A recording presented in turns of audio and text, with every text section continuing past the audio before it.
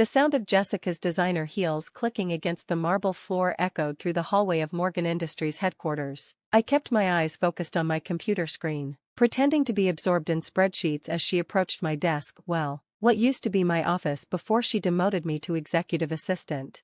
"Olivia, where are the Q3 projections?" she demanded, not bothering with a greeting. "The board meeting starts in 20 minutes. I reached for a perfectly organized folder on my desk. "Right here. I've also included the updated market analysis you asked for, plus the preliminary numbers from our Asian division." She snatched the folder without a word of thanks, flipping through it with manicured fingers. At 32, Jessica Morgenstern was everything I wasn't: tall, polished, and married to one of the most influential tech investors in Silicon Valley. The fact that she was my stepsister seemed almost irrelevant now. "These better be accurate," she muttered. Unlike last time, I bit back a retort. Last time had been her error, not mine, but there was no point arguing. Not anymore. "My name is Olivia Morgan, and until 6 months ago, I was the chief operating officer of Morgan Industries, the technology consulting firm my father had built from nothing. I'd worked my way up from intern to COO over 12 years, learning every aspect of the business while earning my MBA at night, but none of that mattered after Dad's stroke. Jessica had swooped in with her husband James's connections and her mother's influence over our father. Suddenly, the succession plan that had been in place for years disappeared. Instead of me taking over as CEO, the board appointed Jessica, despite her having spent the last decade working in fashion marketing. "Oh, and cancel my lunch with the Riverside team," Jessica added, already turning away. "I have a more important meeting. They've flown in from London specifically to meet with you." I reminded her. "The acquisition dash." I said, "Cancel it." Her voice could have frozen hell itself. "And remember your place, Olivia. You're not COO anymore, you're just the help." As she clicked away down the hall, I allowed myself a small smile. Jessica was so convinced of her own superiority that she never bothered to look closely at what I was actually doing with all those spreadsheets and reports. She had no idea that for the past year, ever since I first noticed her maneuvering for control, I'd been preparing for this exact situation. Later that evening, I sat in my small home office, surrounded by documents that told a very different story than the one Jessica thought she knew. My phone buzzed, a text from Marcus Zhang, our former head of Asia-Pacific operations, who'd retired shortly after Jessica took over. "Everything's ready. Tokyo team is on board." I sent back a thumbs-up emoji, then opened my laptop to check the secure email account I'd set up months ago. One by one, confirmation messages rolled in from key personnel across Morgan Industries' global offices, people Jessica had dismissed as irrelevant, middle managers she never bothered to meet. People who had watched me grow up in this company, who remembered how I'd started in the mailroom during summer breaks, people who'd seen me work alongside them, learning their challenges, understanding their value.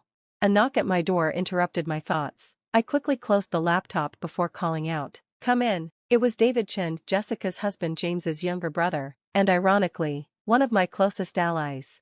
"Rough day?" he asked, settling into the chair across from my desk. Unlike his brother and sister-in-law, David had earned everything he had through hard work and genuine talent.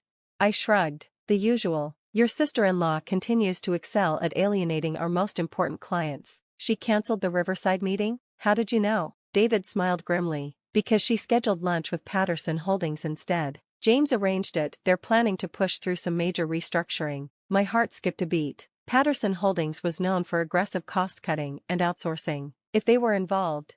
How soon? 2 weeks. They're going to announce a strategic partnership that will effectively give Patterson control of Morgan's domestic operations. David leaned forward, his expression serious. "A lot of people are going to lose their jobs, Olivia." I nodded slowly, my mind racing. "Then we need to move faster. Is everything set on your end?" David had been helping me set up Aurora Consulting, officially a small startup focusing on specialized tech consulting, but actually the vehicle for something much bigger. "The infrastructure is ready," he confirmed. "We can go live whenever you give the word. But are you sure about this? Once we start, we can't go back." I finished. "I know, but Jessica and James have left us no choice. They're going to destroy everything my father built, all in the name of short-term profits." I opened my laptop again, showing him the messages I'd received. "We're not the only ones who see it coming. The question is, are you really willing to go against your own brother?" David's face hardened. James stopped being my brother the moment he decided to use Morgan Industries as his personal piggy bank. "I'm with you all the way." The next morning, I arrived at work early, just like always. Jessica might have demoted me, but she still relied on me to keep things running smoothly, which meant I had access to everything: client contacts, project details, internal communications.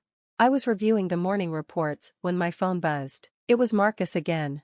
Singapore office is secure, regional directors all confirmed, another piece falling into place. While Jessica had been focused on impressing the board with surface-level changes, I'd spent the past year quietly building relationships with our international teams. They'd watched in dismay as she dismantled the company culture Dad had created, replacing experience with cronies and cost-cutting measures. Now they were ready to jump ship, but not to Patterson Holdings. The next week passed in a blur of careful preparation. During the day, I played the perfect assistant, managing Jessica's schedule and handling the endless details she couldn't be bothered with. At night, I coordinated with David and our growing network of allies. The plan was complex but elegant. Morgan Industries' strength had always been its people, the relationships we'd built, the expertise we'd developed. Jessica saw them as expenses to be cut. I saw them as the foundation of something new. It all came to a head sooner than we expected. Jessica burst into the office one morning, her face flushed with anger.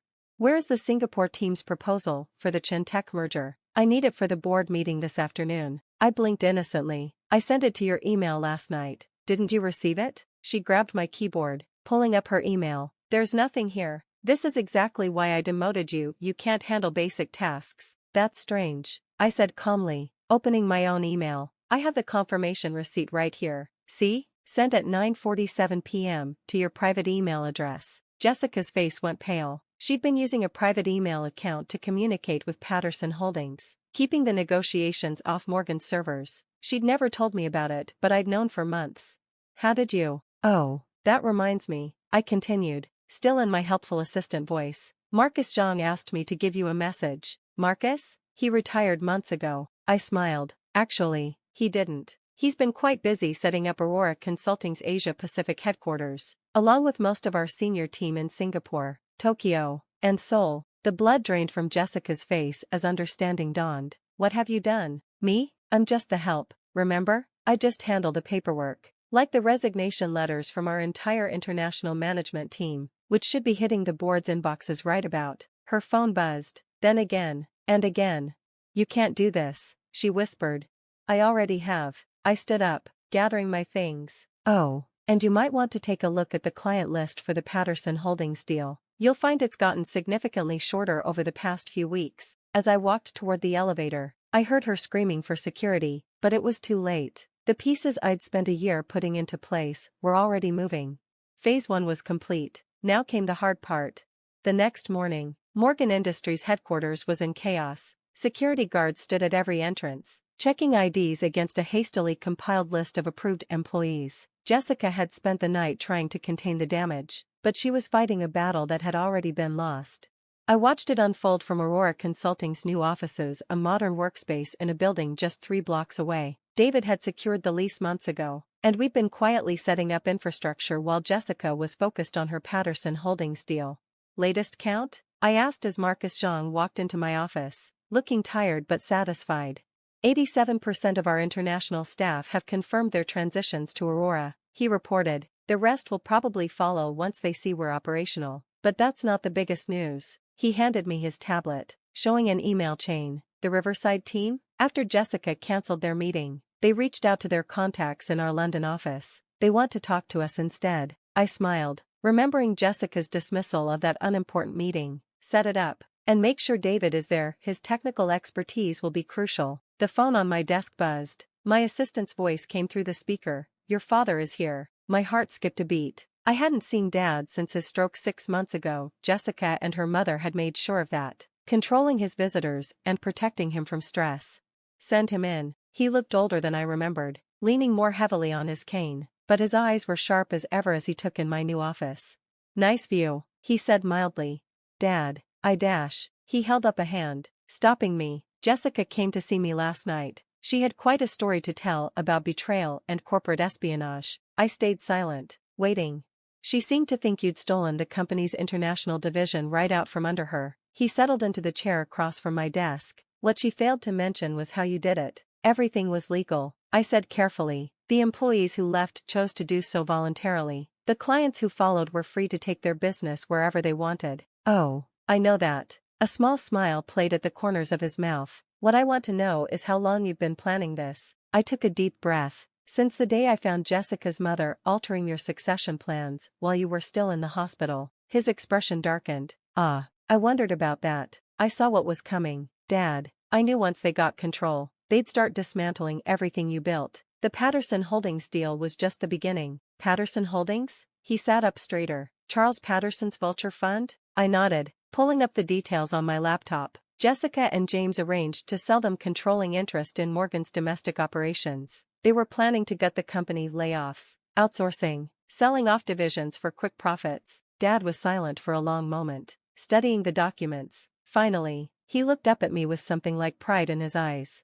So instead of fighting them directly, you built a lifeboat, preserved the most valuable parts of the company, the people, the relationships, the expertise, just moved it all somewhere new. I learned from the best, I said softly. You always told me the real value of a business isn't in its assets or contracts, it's in its people. He reached across the desk and squeezed my hand. You did good, kid. Now, tell me about this Aurora Consulting. I might know some people who'd be interested in working with a company like that. Over the next few weeks, the full impact of what we'd done became clear. Without its international teams and key technical staff, Morgan Industries couldn't deliver on many of its existing contracts. The Patterson Holdings deal fell apart when they realized how much value had evaporated overnight.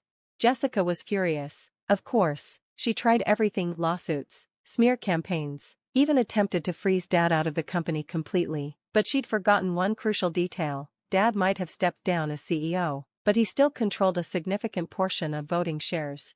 And he wasn't happy about the Patterson Holdings deal. The board meeting that followed was brutal. Dad walked in supported by his cane and 3 different attorneys. By the time he walked out, Jessica had been removed as CEO, and James's board seat was under review for conflict of interest. I wasn't there. I was too busy in a video conference with our new Tokyo office, working out details for a major contract, but David recorded the whole thing on his phone. You should have seen her face, he told me later, when Dad started listing all the ways she'd violated her fiduciary duties. It was beautiful. But the real satisfaction came 2 months later, when the dust had settled. Aurora Consulting had not only survived its dramatic birth, it was thriving. Our small startup had offices in 6 countries, a client list that included some of the biggest names in tech, and a corporate culture that put people first. Morgan Industries, meanwhile, was struggling to rebuild. The board appointed an interim CEO and began the long process of damage control. They even approached me about returning, offering my old position and more. I declined politely. That chapter of my life was closed. Then came the day Jessica showed up at my office. She looked different. The designer outfit was the same, but something in her bearing had changed. The arrogance was gone, replaced by something that might have been humility.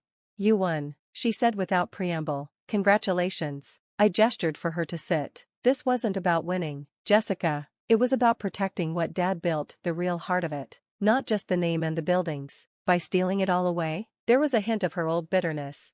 By giving people a choice, I corrected. They chose to leave because you and James showed them exactly what you thought of them, that they were just expenses to be cut, obstacles to your grand plans. She was quiet for a moment, looking out at the view of the city. James left. You know, when the Patterson deal fell apart, he moved on to his next target. Apparently, I'm not useful to him anymore. Despite everything, I felt a twinge of sympathy. I'm sorry. No, you're not. But there was no heat in her words. You saw who he really was long before I did. Just like you saw what we were going to do to the company. So what will you do now? She turned back to me, and for the first time, I saw something real in her expression. I don't know. Everything I thought I wanted, it all turned out to be hollow. I considered her for a moment. You know, we're expanding our marketing division. Someone with your experience in fashion and luxury brands could be valuable. She stared at me. You're offering me a job? After everything? I'm offering you a chance to earn something on your own merits. No shortcuts, no political games, just honest work with a team that values real contribution. Why would you do that? I thought about Dad, about all the lessons he'd taught me about business and life. Because sometimes the best revenge isn't about destroying your enemies, it's about showing them a better way. Jessica left without accepting the offer, but I knew she'd be back. She had seen what we were building at Aurora, something based on trust, expertise, and mutual respect, something worth being part of. A year later, Aurora Consulting had become one of the fastest-growing tech consulting firms in the industry. We maintained our core values even as we expanded, never forgetting the lessons that had led to our creation. Jessica did eventually join us, starting in a junior position and working her way up honestly for the first time in her life. She turned out to have real talent when she stopped looking for shortcuts. Dad divided his time between advisory roles at both companies, helping Morgan Industries rebuild while supporting Aurora's growth. He never said "I told you so" about Jessica and James, but the pride in his eyes when he looked at what we'd built at Aurora said everything. As for me, I kept the nameplate from my old executive assistant desk. It sits in my office at Aurora, a reminder that sometimes the best view of what's really happening comes from the place where everyone underestimates you. Because in the end, Jessica had been right about one thing: I was just the help. I had helped build something new from the ashes of her destruction. I had helped save jobs and preserve relationships that took years to build. I had helped create a company that reflected the values I believed in. And sometimes, that's the best revenge of all.